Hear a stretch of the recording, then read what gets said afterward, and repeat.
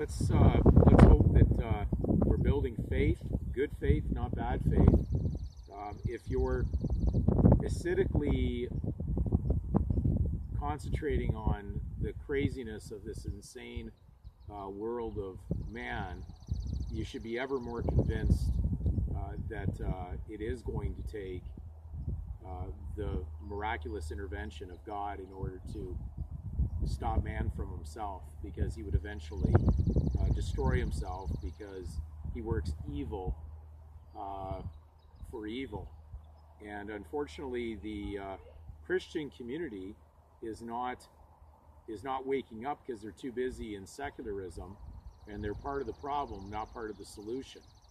So I hope that these videos are going to build faith in the spiritual spirit that is in all true believers. It hasn't come to show itself.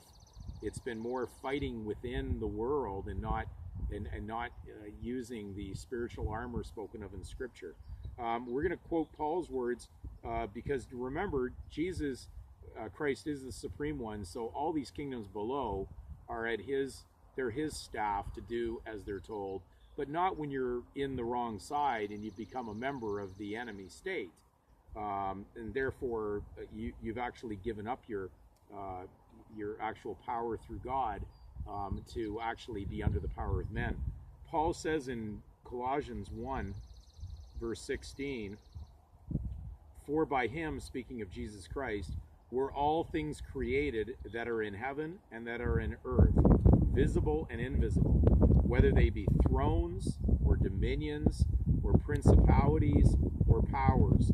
All things were created by him and for him, and he is before all things, and by him all things consist." So we have to remember that when you walk in truth, you'll see what we've been discussing making complete harmony and sense with Scripture, but not when you're working against it. When you're willing to give up your soul for temporal, material, temporary wealth, you've given up your spiritual power from God that he has given to all who have been, of course, have been purchased through his blood.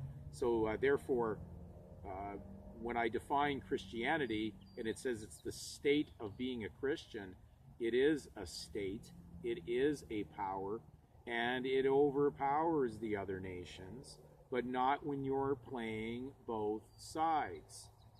So the only way you could be touching the unclean thing, the body corpus spoken of in Scripture, do not touch the unclean thing, be ye separate or private, is by leaving your private name, God-given name, your spiritual name, inside the public realm.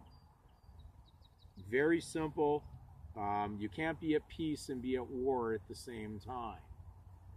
So certainly these nations are your staff once you've done the right thing, but you have no power to get them to do anything while you're remaining as a dual traitorous member trying to play both sides.